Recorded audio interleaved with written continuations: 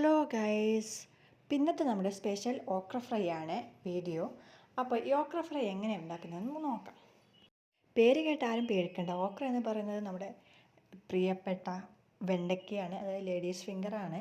അപ്പോൾ ഈ okra fry എങ്ങനെയാണ് ചെയ്യുന്നതെന്ന് നമുക്ക് നോക്കാം. അപ്പോൾ ഈ കറിക്ക് ആദ്യം മസാലയാണ് ഉണ്ടാക്കുന്നത്. അപ്പോൾ മസാലയ്ക്ക് വേണ്ടിയിട്ടുള്ള 3 തക്കാളിയും അതുപോലെ തന്നെ 2 മീഡിയം സൈസിലുള്ള ഉള്ളിയും 2 പച്ചമുളകും പിന്നെ ആവശ്യത്തിനനുസരിച്ചുള്ള മസാലപ്പൊടികളും വേണം ചേർക്കാൻ വേണ്ടിയിട്ട്.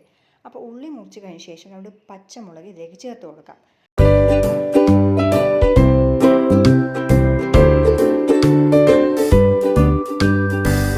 നമ്മുടെ പ്രിയപ്പെട്ട മസാലകൾ ചേർത്ത് കൊടുക്കാം. സ്പൈസസ്, സിനമണും അതുപോലെ തന്നെ ക്ലൗസും അതുപോലെ തന്നെ 3 ഗാർലിക്, അത് 3 വെള്ളുള്ളിയും ചേർത്ത് കൊടുത്ത ശേഷം പിന്നെ 1 സ്പൂൺ ജീരകം കൂടി ചേർത്ത് കൊടുക്കാം. പിന്നെ ഉപ്പും മഞ്ഞൾപ്പൊടിയും കൂടി ചേർത്ത ശേഷം നല്ല പേസ്റ്റായിട്ട് അരച്ചെടുക്കാം.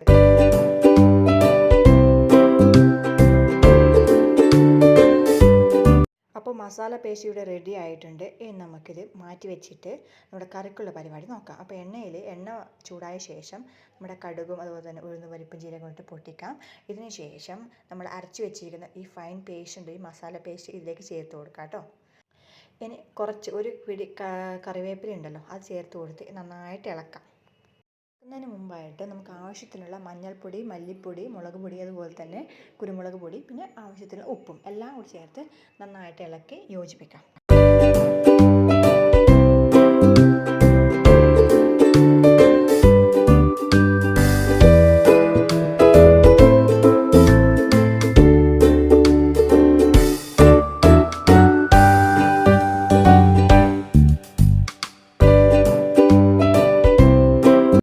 മസാല ഏകദേശം റെഡിയായ ശേഷം നമ്മൾ മുറിച്ച് വെച്ചിരിക്കുന്ന ഓക്ര, നമ്മുടെ വെണ്ടയ്ക്ക ഉണ്ടല്ലോ, അതിലേക്ക് ചേർത്ത് അതും കൂടെ ചേർത്ത് ഇളക്കാം.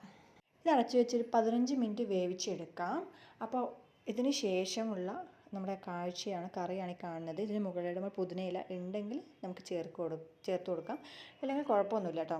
അപ്പോൾ നമ്മൾ പുതിന കൂടെ ചേർത്ത് കഴിഞ്ഞപ്പോഴുള്ള കറിയുടെ സ്മെല്ല് ഇങ്ങനെ വരുന്നുണ്ട്. അപ്പോൾ നമ്മുടെ സ്പെഷ്യൽ ഓക്ര ഫ്രൈ ഇവിടെ റെഡിയാണ്. അപ്പോൾ എല്ലാവർക്കും വീഡിയോ ഇഷ്ടമായെന്ന് കരുതുന്നു. Thanks for watching.